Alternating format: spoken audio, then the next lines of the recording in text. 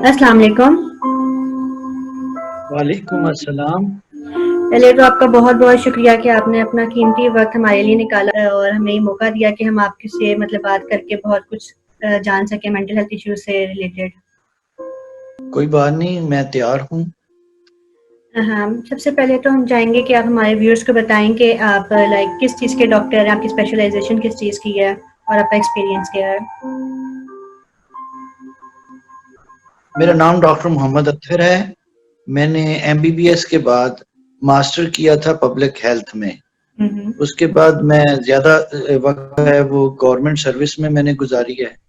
Administration में भी रहा हूँ और मेरी जो है प्राइवेट प्रैक्टिस है। मैं एज़ ए जीपी काम कर रहा हूँ और मैं एक विलेज लेवल पे ये प्रैक्टिस कर रहा हूँ। नाइस। आप एक मतलब डॉक्टर हैं तो आपके पास कई तरह के मरीज़ आते होंगे ना? तो कभी आपके पास कोई मेंटल हेल्थ इश्यू से 2-4 लोग आए? विलेज लेवल पे काफ़ी लोग जो हैं मेंटली इल होते हैं और वो हमारे पास आते रहते हैं, लेकिन वो मुस्तकिल तौर पे इलाज नहीं करवाते। उनके तोहमात में पड़ जाते हैं, मुख्तलिफ जगहों पे जाना शुरू कर देते हैं। बहुत ज़्यादा आते हैं मरीज इस चीज़ के हमारे पास। अच्छा, आपको पता कैसे चलता है, आप आइडेंटिफ़ाई कैसे करते हैं कि ये जो पेशेंट है, ये डिप्रेशन का शिकार हो सकता है? क्योंकि आपका पेशा वो नहीं है ना, मतलब मेंटल हेल्थ इश्यूज़ से रिलेटेड नहीं, लेकिन फिर भी क्योंकि आपको मेडिकल इन्फॉर्मेशन है, तो आपको फिर भी पता कैसे चलता हमारे पास बाज़ औक़ात हम लोगों ने हिस्ट्री जो होती ना पेशेंट की, है? हुँ, वो हमें लीड करती है कि इस पेशेंट को कौन-सा प्रॉब्लम है।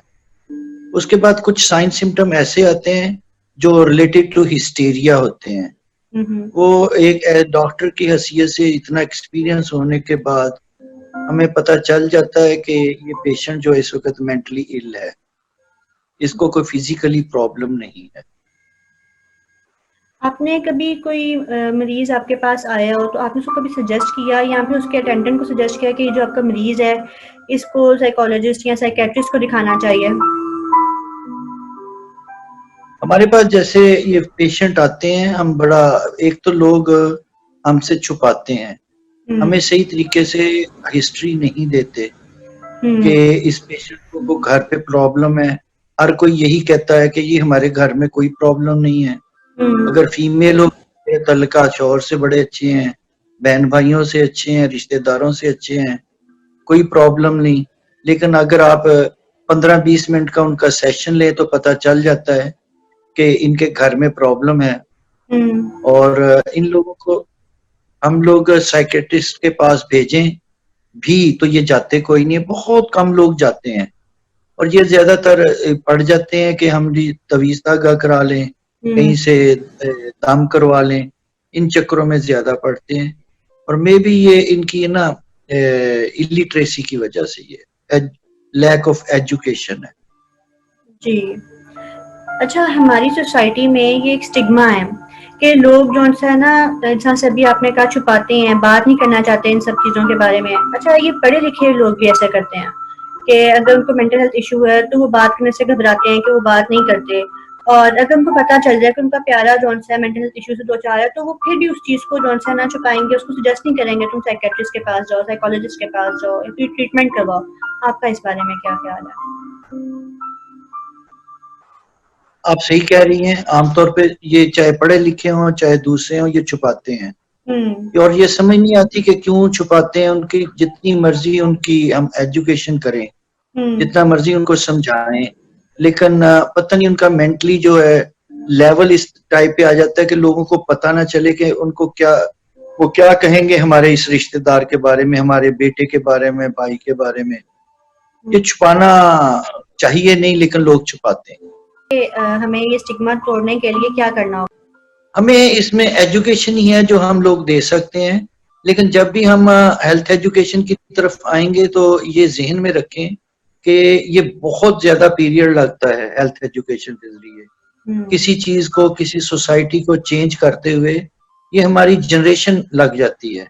हुँ, अगर हम ये कहेंगे हम साल में इसको चेंज कर लेंगे, नहीं हो सकता। अगर आज हम अपने बच्चों को सिखाएंगे तो ये जब बड़े होंगे तो हो सकता है कि ये कोई 80% 70% ये इनमें चीज आ चुकी हो। सिर्फ एक हेल्थ एजुकेशन है जिससे हम इनको लोगों को सिखा सकते हैं इसके बारे में। अच्छा, ये जो मैंने मतलब जब से मैं इस लाइक लाइन में स्टार्ट हुई हूँ, एडवोकेसी कैंपेन रन कर रही हूँ, मैंने डिफरेंट लोगों का इंटरव्यू लिया है। तो उसमें मैंने डिफरेंट लोगों की डिफरेंट राय मालूम की है ना, मुझे जानने का मौका मिला है। कुछ लोगों का ये सोचना है कि जो साइकियाट्रिस्ट होते हैं ये बहुत ज़्यादा ना हाई डोज देते हैं, मेडिसिन इस तरह की देते हैं जो माइंड पे असर कर देती है। तो उन लोगों के लिए आपकी क्या राय है, इस चीज़ में कितनी सच्चाई है?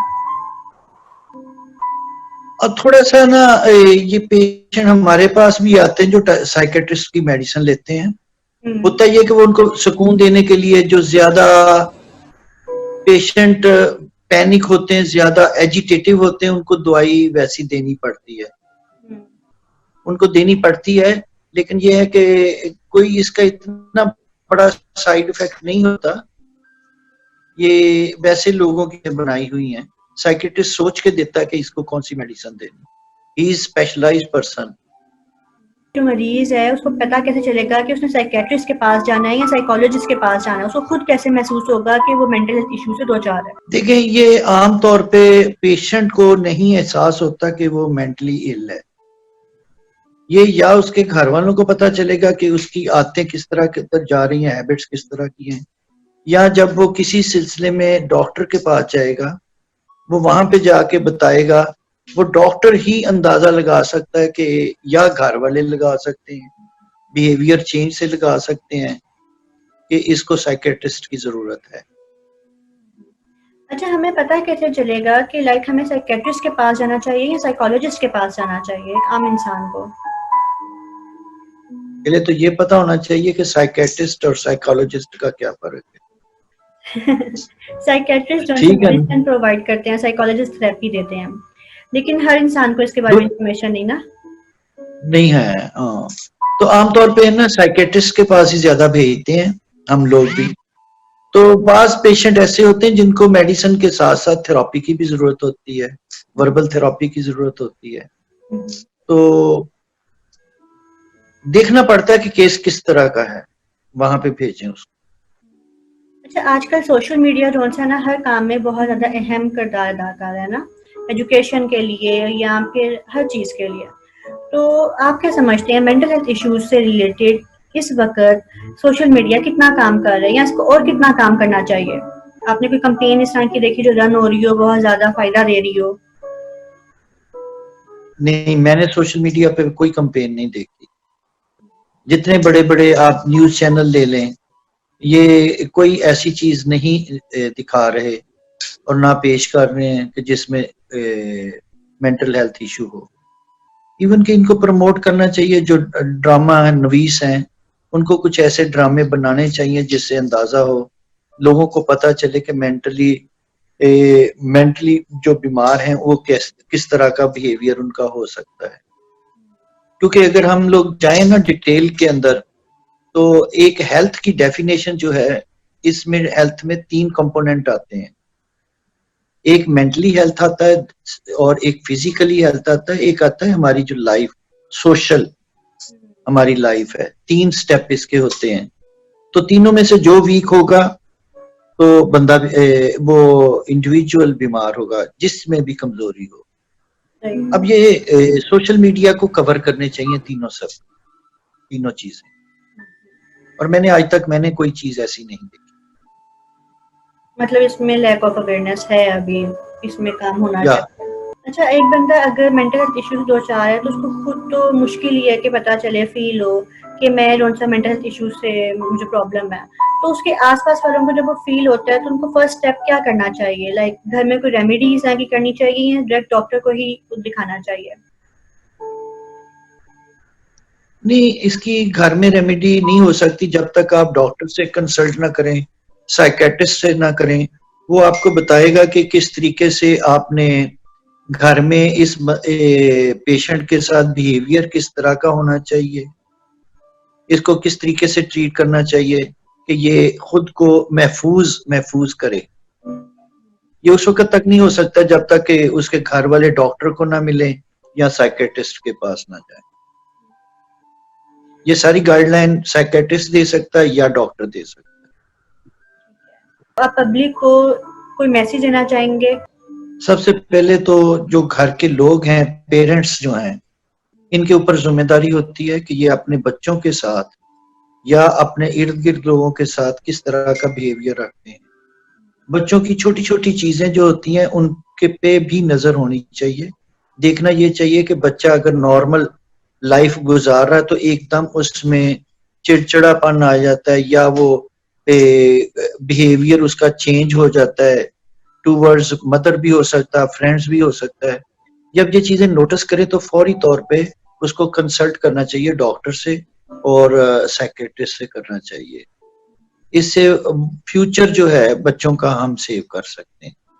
मेरा यही मैसेज है कि अपने इर्द गिर्द भी नजर रखें, अपने बच्चों पे भी नजर रखें कि उनकी एक्टिविटी किस तरह की है। जहां भी थोड़ा सा भी उनको नजर आता है कि ये बच्चा जो है इस वक्त मेंटली कुछ लग रहा है कि डिस्टर्ब है, तो उनको कांटेक्ट करना चाहिए डॉक्टर। अच्छा, जाते-जाते एक सवाल मेरे दिमाग में आया है कि डिफरेंट तरह के डॉक्टर्स होते हैं, तो किसी डॉक्टर को भी क्या कभी साइकियाट्रिस्ट की ज़रूरत पड़ सकती है? कभी साइकियाट्रिस्ट को भी किसी साइकियाट्रिस्ट की ज़रूरत पड़ सकती है? जाहिर है कि डॉक्टर और साइकेट्रिस्ट भी इंसान है, हुँ। तो हर इंसान जो है उसके, अगर हम ये कहें कि इसके ऊपर कोई बर्डन नहीं है, उसकी ज़हनी सोच नहीं है, तो ये गलत है।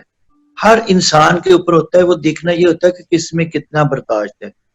एक डॉक्टर भी बीमार हो सकता है मेंटली, एक साइकियाट्रिस्ट भी बीमार हो सकता है मेंटली।